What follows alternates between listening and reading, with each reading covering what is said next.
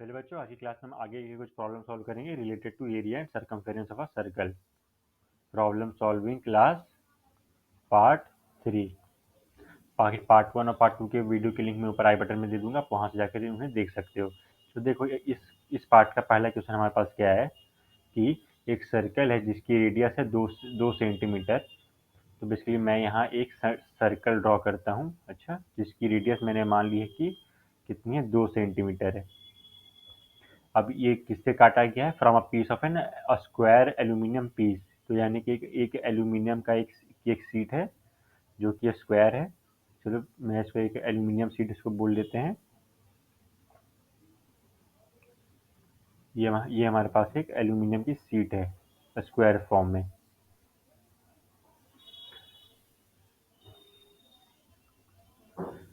तो रेड वाला बेसिकली हमारे पास एक एल्यूमिनियम की शीट है, अच्छा, एक square piece of aluminium sheet जिसमें से 2 सेंटीमीटर का एक सर्कल काट लिया गया है।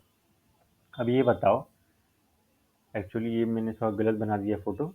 देखो, ये बेसिकली तुम्हारा कुछ इस तरह से है, अच्छा, इस तरह से है।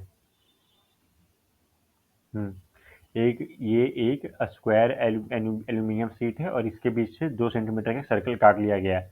अब इस एल्यूमिनियम की जो डायमेंशन है, ये बोली गई है कि ये 6 सेंटीमीटर है। ठीक है, 6 सेंटीमीटर इसकी साइड से। तो अब बताओ कि ना, इससे जब मैंने सर्कल निकाल लिया तो फिर कितना हमारे पास एल्यूमिनियम शीट बच गया, उसके उसकी एरिया बतानी है।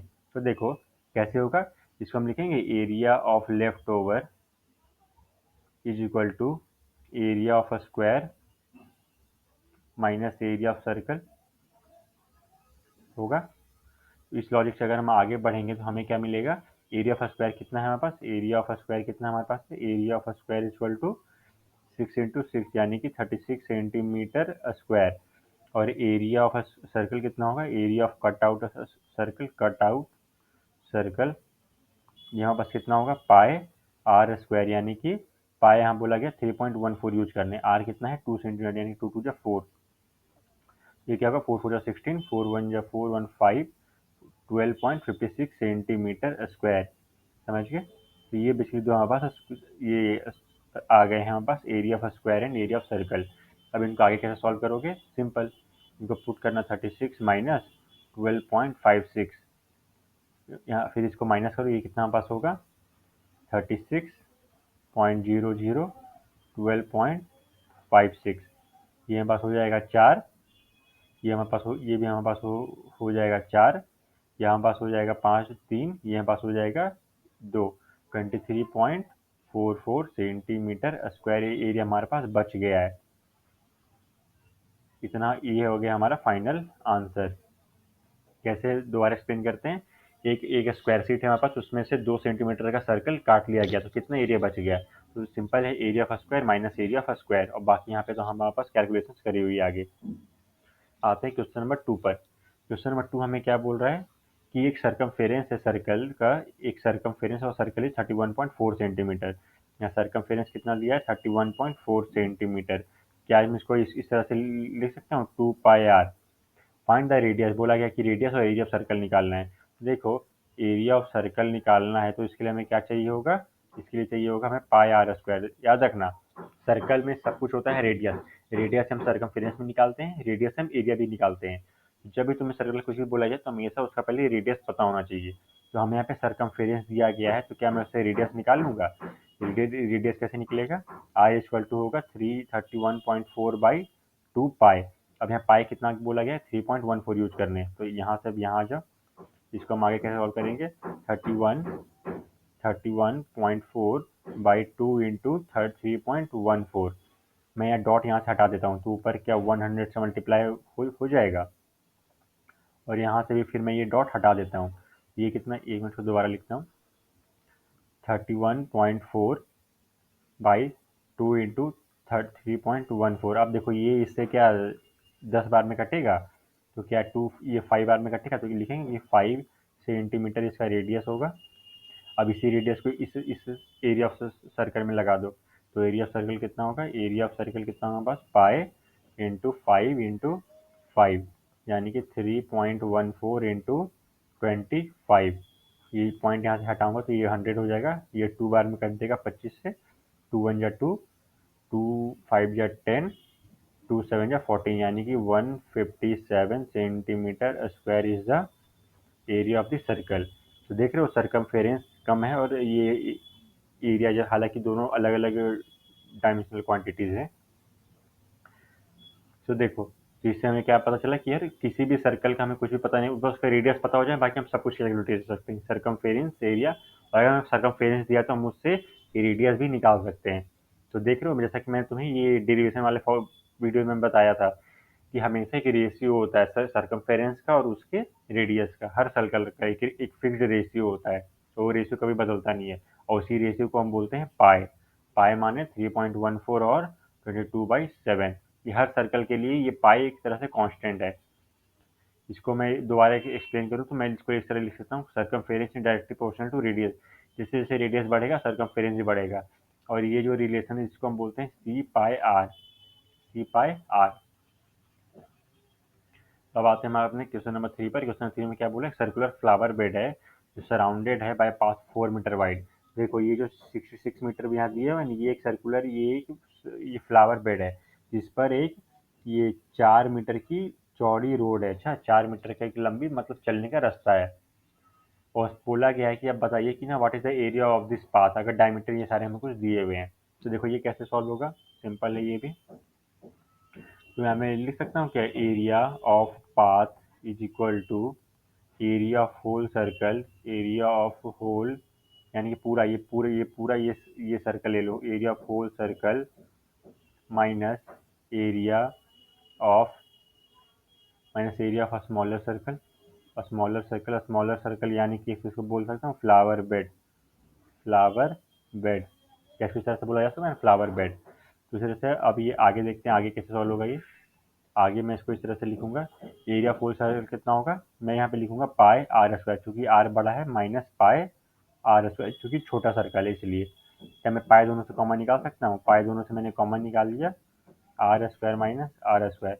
अब ये बताओ यहाँ पर ये बड़ा आर क्या हमारे पास 33 + 4 होगा यानी कि 37 मीटर, और छोटा आर हमारे पास कितना होगा, छोटा आर हमारे पास होगा 33 मीटर। बताओ क्या ये जो दोनों मैंने यहाँ पे लिखे हैं आर की वैल्यूज, क्या ये दोनों सही हैं। बड़ा आर यानी कि बड़े सर्कल की है, तो बड़ा सर्कल का एरिया कितना होगा, देखो 33 मीटर इसकी रेडियस होगी, 33 मीटर इसकी रेडियस होगी, प्लस 4 मीटर यहाँ से ऐड हुआ, 33 + 4 क्या 37 आ जाएगा मेरे पास ऑब्वियसली। उसी तरह से आर इक्वल टू, मैंने बोला कि भाई छोटी वाली सर्कल की, तो इस तरह से लिखा जा सकता है, ऑब्वियसली इस तरह से लिखा जा सकता है। अब इसको कैलकुलेट करो, यहाँ पाई की वैल्यू कितनी यूज करने बोली गई है कि 3.14 यूज करें। मैं इसको लिख दूंगा 3.14। अब बड़ा आर कितना है हमारे पास 37 का स्क्वायर माइनस छोटे आर की वैल्यू कितनी है 33 का स्क्वायर। अब दोनों का स्क्वायर करोगे तो बड़े आर का आएगा 1369, छोटे का करोगे तो हमारे पास आएगा 1089। अब दोनों को करोगे तो फाइनल आंसर कितना आएगा हमारे पास, फाइनल आंसर हमारे पास आएगा 879.2 मीटर स्क्वायर। यहाँ मीटर क्यों लिखा मैंने, क्योंकि यहाँ पे हमारे पास सारे रेडियस मीटर में दिए हुए हैं। याद रखना, एरिया का और सरकमफेरेंस का मीटर होगा या सेंटीमीटर, और डिपेंड्स ऑन दी रेडियस के कितना दिया हुआ है। अगर रेडियस मेरे पास मीटर में दिया हुआ है तो एरिया और सरकमफेरेंस हमारे पास मीटर्स में ही कैलकुलेट आने आंसर, समझ गए। क्योंकि देख लो कुछ फॉर्मूला में देख लो, मैं दोबारा यहाँ लिख रहा हूँ, सी का क्या होता है 2 पाई आर, सिर्फ आर ही एक वेरिएबल कंपोनेंट है। उसी तरह से अगर एरिया में भी लिखूँ तो पाई आर स्क्वायर, सिर्फ आर ही एक वेरिएबल कंपोनेंट है, ओनली आर। तो जो कुछ होगा रेडियस पर ही ये डिपेंड करेगा। यहाँ पे रेडियस क्योंकि मीटर में दिया था तो मैंने यहाँ पर आंसर ही हमारा मीटर में ही लिखेंगे। तो ये सब इसलिए हमारे पास फाइनल आंसर। अब आते हैं क्वेश्चन नंबर 4 की तरफ। क्वेश्चन नंबर 4 हमें क्या बोल रहा है, क्वेश्चन नंबर 4 हमें बोल रहा है कि एक सर्कुलर पाथ है, एक सर्कुलर फ्लावर गार्डन है, ये भी हमारे पास एक फ्लावर गार्डन दिया है जिसकी एरिया दी गई है 314 मीटर। 314 मीटर स्क्वायर मेरे पास क्या दिया हुआ है, एरिया, ये मेरे पास एरिया दिया हुआ है। और स्प्रिंकलर, अब देखो यहाँ पर फोटो बना के समझते हैं। एक बोला गया है कि यार एक बड़ा सा हमारे पास एक सर्कुलर गार्डन है जिसकी रेडियस है कितनी, 314 जो सॉरी जिसकी एरिया दी हुई है। यहाँ अगर मैं एरिया को बोलूँ तो एरिया को मैं बता दिखा रहा हूँ हरे हरे लाइन से। ये जो दिया है मेरे पास एरिया, इसकी कितने, इसका एरिया है 314 मीटर स्क्वायर। अब बोला गया है कि ना इसके बीच में एक स्प्रिंकलर लगाया गया, स्प्रिंकलर को मैं दिखाऊंगा एस से। एक स्प्रिंकलर लगाया इसके बीच में, बोला गया कि जो एटलीस्ट कम से कम 12 मीटर, वो 12 मीटर का रेडियस कवर कर सकता है। बोला गया कि देखो इतना बड़ा गार्डन है मेरे पास, उसके बीच में ऐसे स्प्रिंकलर लगाया है, उससे पानी निकलेगा, तो पानी से गोल गोल उससे निकलता है, तो फिर उसमें बोला गया है कि ये कम से कम 12 मीटर मीटर कवर कर सकता है। तो बताओ, अब बोला गया कि क्या है कि क्या ये स्प्रिंकलर से पता लगा सकते हैं क्या ये पूरे गार्डन को कवर करेगा कि नहीं? will the sprinkler make the entire garden or not? will the sprinkler water cover the entire garden or not? तो इसका हम कैसे लिखेंगे? इसका हम सिंपल से ऐसे लिखेंगे, देखो हमें एरिया दिया हुआ है, तो क्या मैं इससे ये कैलकुलेट कर सकता हूँ? एरिया मेरे पास ऑलरेडी दिया हुआ है, तो क्या मैं इससे ये निकाल सकता हूँ कि रेडियस कितना होगा? कैसे निकालेंगे? पाई आर स्क्वायर यानी कि 314 लिखूंगा, 314 मीटर स्क्वायर। देखो एरिया मीटर में यानी कि रेडियस जो हमारा मीटर में ही आएगा, और यहाँ पे हमें 12 मीटर ही दिया हुआ है। चलो फिर निकालते हैं। आर हमारा कितना आएगा? 314 बटा पाई कितना बोला गया? 3.14 यूज करना है, 3.14 यहाँ लिख देंगे। अब देखो यहाँ पे आर स्क्वायर है, तो स्क्वायर इस तरफ जाकर ये इस तरह से स्क्वायर रूट हो जाता है, जैसा आपने पिछले क्लास में पढ़ा होगा कि जो हमारा आर स्क्वायर था, तो ये स्क्वायर इस तरफ जाकर हमारा स्क्वायर रूट बन जाता है, तो इसको हम इसको इस तरह से लिखेंगे। तो इसको क्या मैं इसको लिखूंगा फिर 314। भाई देखो ये इस तरह से कितनी बार में कट जाएगा देख लेते हैं। 3.14 है।